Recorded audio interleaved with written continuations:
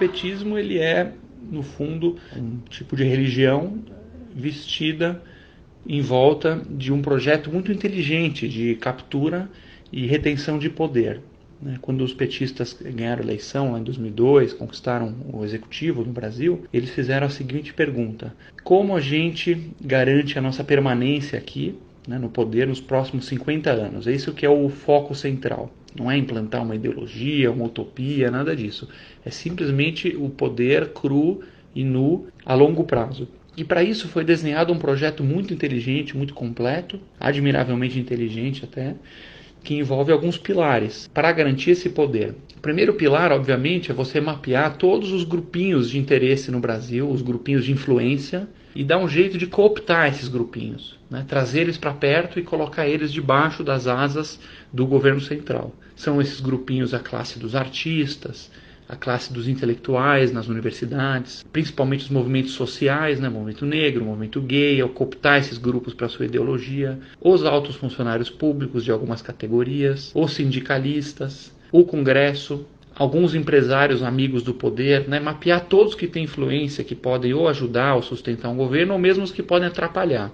E como que você atrai esse pessoal? Você basicamente precisa dar uma tetinha.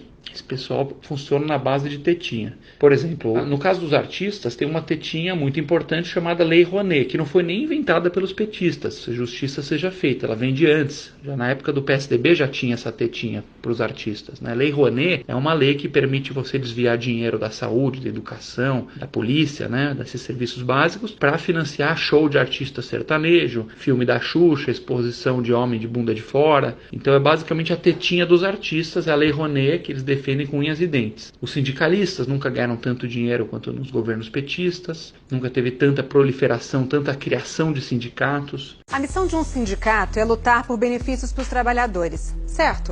Mas em vários lugares do país não é isso que vem acontecendo, não. Esses sindicatos são controlados por dirigentes corruptos. E no fim o dinheiro sai do bolso do trabalhador e vai direto para o bolso deles. Você teve um mensalão em que o governo simplesmente desviou recursos para pagar mesadas para os deputados, para o deputado dar sustentação para o governo. Foi desenhado toda uma rede aí de marionetes que o governo central conseguia ir manipulando esses grupinhos através das tetinhas. Agora, como é que você paga isso tudo? Aí vem o segundo pilar, do qual o Odebrecht é muito, muito importante. Ele é um ponto central. Você precisa escolher alguns vencedores na economia, Você precisa praticar aí um capitalismo que é completamente diferente do capitalismo real. O capitalismo real ele é o capitalismo de livre mercado, em que você tem igualdade de condições, você tem igualdade de direitos e de regras, e as empresas têm que entrar para competir de forma feroz, Para baixar custo, para melhorar os produtos, e que não tem preferidos. O capitalismo, na essência, ele não pode gerar preferidos. E aqui era o capitalismo de compadres. É exatamente o oposto que foi praticado no Brasil, aí não só pelo petismo, mas sim por várias décadas antes, em que você escolhe os amiguinhos do poder, como por exemplo a Odebrecht, ele é um exemplo do capitalismo de compadre.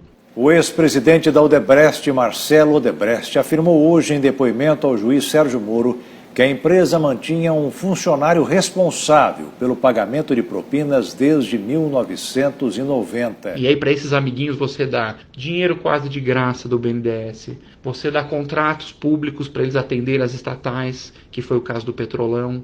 Você vai dando favorecimentos para esses caras irem ganhando o jogo e ganhando muito dinheiro, muitos bilhões e bilhões e bilhões, e isso vai voltando para o partidão na forma de propina. Esse é exatamente o caso do famoso Petrolão, em que várias empresas, inclusive a Odebrecht, estiveram no centro.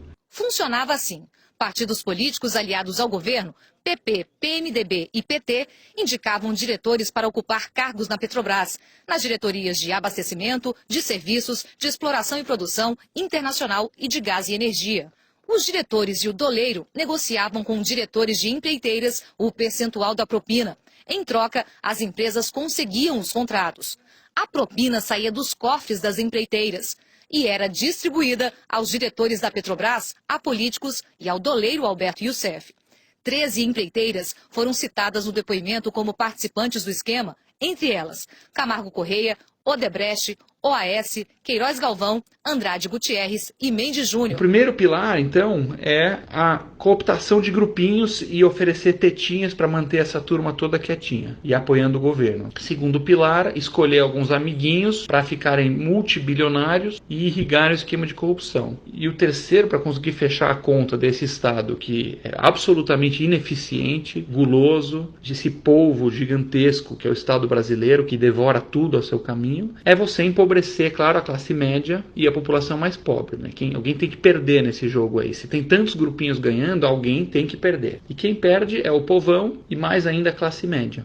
Essa é a equação aí que fecha dessa forma. Um Estado cada vez mais inchado, em que você vai dando os cargos, dando as verbas, ele vai engordando, vai deixando toda a companheirada feliz, vai deixando o funcionalismo feliz, vai deixando os empresários amigos felizes, e o povão continua na miséria e na ignorância. Você tem um exemplo, por exemplo, Bolsa Família, um programa muito bem desenhado, aliás, um programa bacana, porém há de se levar em conta que o Bolsa Família, ele entrega cerca de 30 bilhões de reais ano para o povão. Só que esse mesmo povão que recebe os 30 bilhões ano do Bolsa Família, paga de imposto escondido nos produtos 150 bilhões, é 1 para 5. Ou seja, aquela família humilde que recebeu R$1 de Bolsa Família, que está feliz, grata, apoiando o petismo, essa mesma família não sabe que ela está pagando R$5 em imposto escondido no remédio da vovó, em imposto escondido no sabonete, na lata de milho. É um esquema muito bem desenhado, em que você tem a ilusão de estar ajudando o povo, mas ao mesmo tempo cobrando uma carga muito maior. E por fim, o perdedor é a classe média. Aí é preto no branco. A classe média é o verdadeiro grupo de escravos do Brasil. Se você quiser resumir o Brasil em uma frase, é basicamente um sistema político que escraviza a classe média e alimenta as tetinhas dos grupinhos. Isso é o Brasil. Você, como classe média no Brasil, você faz um péssimo negócio. Péssimo. Você trabalha muito mais que no mundo desenvolvido. Você sofre muito mais com violência.